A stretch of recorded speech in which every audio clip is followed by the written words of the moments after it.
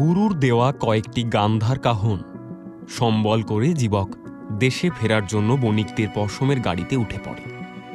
এই বণিকরা পূর্ব ও মধ্য দেশের পণ্য গান্ধারে গিয়ে বিক্রি করে, আবার গান্ধার থেকে পশমের পণ্য নিয়ে ফেরে। জীবক বণিক দলনেতা সুমন্ত রথে চাপার কয়েক মাস পরে এর মধ্যে ওরা রোহিতক, হস্তিনাপুর, মথুরা আর শ্রাবস্তিতে দাঁড়িয়েছে বাণিজ্যের কাজে। আসার পথেই বন জঙ্গল থেকে ঔষধি সংগ্রহ করে শ্রেষ্ঠী সুমন্তর জন্য নানা ওষুধ বানিয়ে দিয়েছে জীবক। সুমন্ত এখন প্রায় সুস্থ। সামান্য পেটে ভুড়ভাড়, কপাল চিনচিন ছাড়া আর কোনো রোগের কথা সে বলছে না। সাকেত পর্যন্ত আসতে জীবকের কোনো অর্থ লাগেনি, উল্টে শ্রেষ্ঠী কিছু দিতে চেয়েছে, জীবক নেয়নি। ওর মনে হয় গান্ধার থেকে সাকেত এই দীর্ঘ পথ ওরা বিনা পয়সায় নিয়ে এসেছে, এটাই অনেক। তার বদলেও শ্রেষ্ঠী সুমন্তর চিকিৎসা করেছে, কিন্তু অতিরিক্ত অর্থ নেওয়া ঠিক নয়। সাকেতে এসে জীবক বণিক দলকে বিদায় জানায়। বিদায়ের সময় শ্রেষ্ঠী সুমন্ত জীবককে বলে, ভায়া, যদি আবার অসুস্থ হই রাজগৃহে তোমার কাছে যাব, কেমন? তখন কিন্তু অর্থকড়ি নেব না বললে আমি শুনবো না একদম। জীবক হেসে বলে, আচ্ছা ঠিক আছে, তবে সহজে আপনি আর অসুস্থ হবেন বলে তো মনে হচ্ছে না। অনেক ধন্যবাদ আপনাকে এতটা পথ আমাকে এগিয়ে দেওয়ার জন্য। আমি তাহলে আসি, বিদায়। বণিকদের ছেড়ে দিয়ে কয়েকটা গান্ধার দেশের কাহনের ওপর ভরসা করে জীবক আশ্রয় নেয় সাকেতের একমাত্র পান্থশালায়। সরজু নদীর তীরে এই পান্থশালা। পরিবেশ খুবই মনোরম। বসন্ত বিদায় নিয়েছে, গ্রীষ্মকালের দাবদাহ চলছে।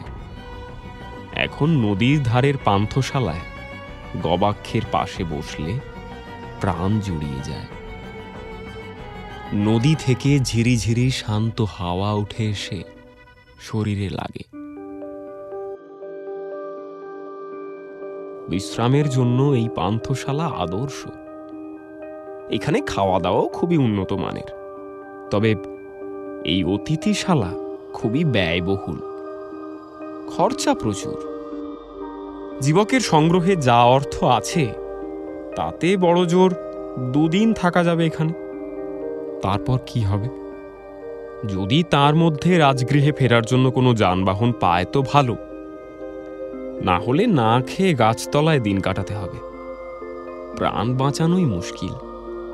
যদিও সাকেত থেকে রাজগৃহে ফেরার পথ খরচের চিন্তা জীবক করছে না। একবার রাজগৃহে পৌঁছতে পারলে অর্থের ব্যবস্থা হয়ে যাবে। তাছাড়া সাকেত নগরীতে বেশি দিন থাকার ইচ্ছে নেই জীবকের। এখানকার পরিবেশ সবসময় উত্তপ্ত থাকে, প্রশাসনও খুব কড়া। বিদেশি লোকজন দেখলেই মানুষ ভাবে বুঝি অন্য কোনো রাজ্যের গুপ্তচর। গোপন খবর, এখানকার শাসকের দুর্বলতা ইত্যাদি জেনে শত্রু দেশের রাজাকে জানিয়ে দেবে। তাতে শত্রুদের আক্রমণ করতে সুবিধে হবে। এখন জম্বুদ্বীপের সব রাজাই গুপ্তচরের ভয়ে অস্থির।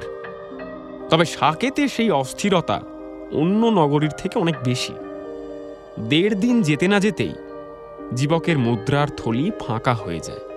এই 2 দিন জীবক দেশে ফেরার ব্যবস্থা করার খুব চেষ্টা করেছে, কিন্তু বিশেষ কোনো উপায় পায়নি।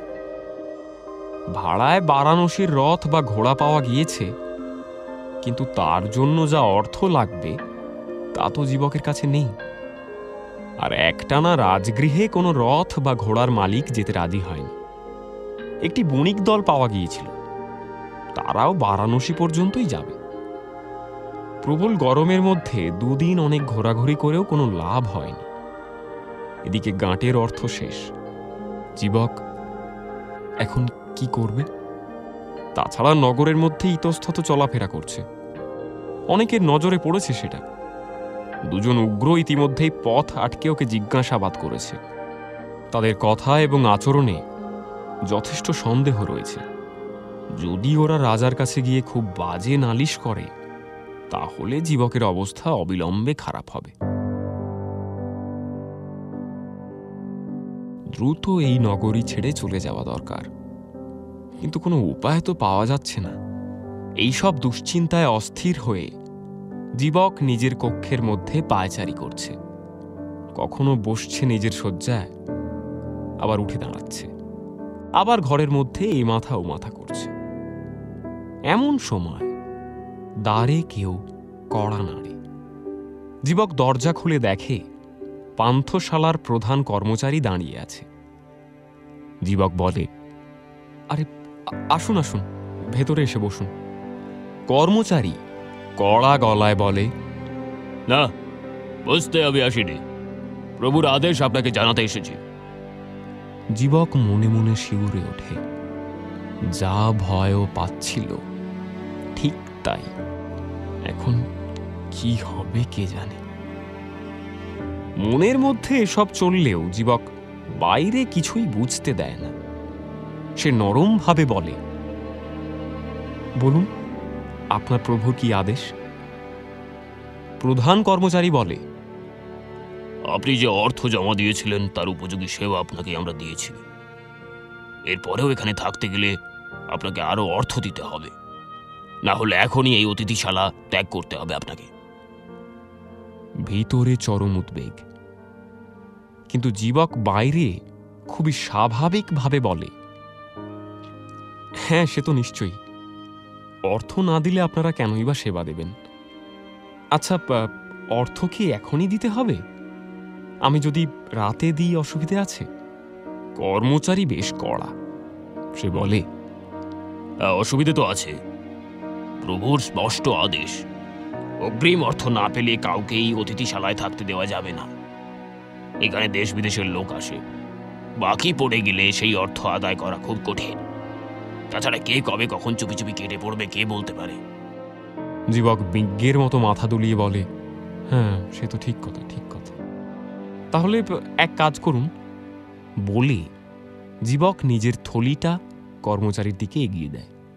এই থলিটাই আমার একমাত্র সম্বল। এর মধ্যে আমার খুব জরুরি কিছু জিনিসপত্র আছে, খুব দুর্লভ পুঁথিও আছে এর মধ্যে। পণ্ডিতদের কাছে এই পুঁথির সহস্র কাহন করে দাম আছে। এই থলিটি আপনি রাখুন, বিনিময়ে আমাকে আজকে রাতটা এখানে থাকতে দিন। আগামীকালের মধ্যে আমি সব অর্থ শোধ করে দেব। কর্মচারী অবাক হয়ে বলে, এই থলির মধ্যে দামি পুঁথি আছে? কিসের পুঁথি? জীবক বলে, সৌর সংহিতা, সোম সংহিতা, অশ্বিনী সংহিতা, আরো কত কি। কর্মচারী বিরক্ত হয়। সে বলে, অত নাম টাম কি জানতে চেয়েছে? এগুলোর এত দাম কেন হবে? কি কাজে লাগে এই পুঁথি? জীবক চোখ বড় বড় করে বলে, এগুলো আয়ুর্বেদের পুঁথি, এগুলো সব চিকিৎসার কাজে লাগে। এখানে এমন পুঁথিও আছে যা খুবই দামি, আর কেবল আমার কাছেই আছে, কারণ ওগুলো আমি লিখেছি। কর্মচারী ভুরু কুঁচিয়ে জিজ্ঞেস করে, আপনি একজন ভিষক? জীবক মুচকি হেসে বলে, আমি শুধু ভিষকই নই, শল্যবিদও বটে। এই থলির মধ্যেই তার যন্ত্রপাতি আছে। প্রধান কর্মচারী বলে, আচ্ছা ঠিক আছে, ঠিক আছে, এই থলি আপনি রেখে দিন। আপনি থাকুন এই রাতটা, তবে কালকের মধ্যে অবশ্যই অর্থ জমা করবেন।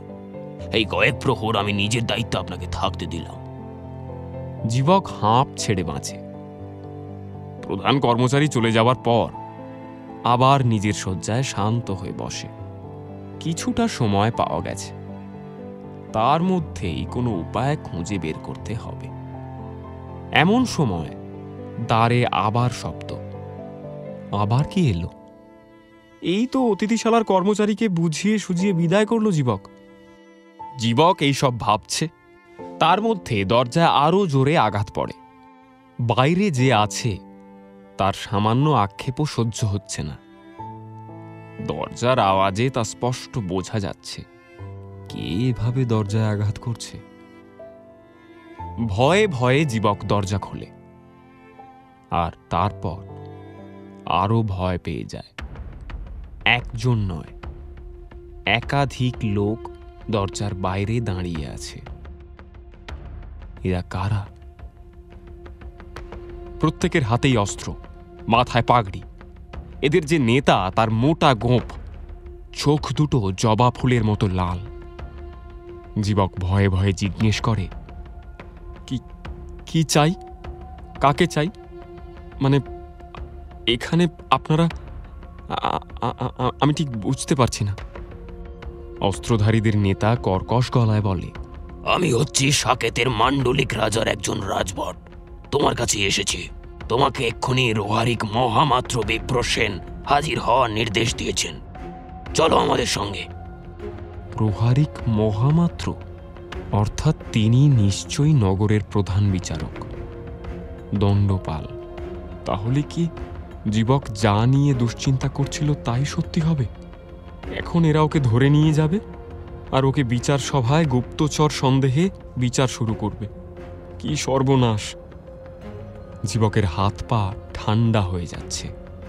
প্রধান বিচারকের বিচার বড় কঠিন আর নিষ্ঠুর হয়। চরম যন্ত্রণাদায়ক শাস্তি হয় সেখানে, চরম ভয়াবহ। এখন এখন উপায়?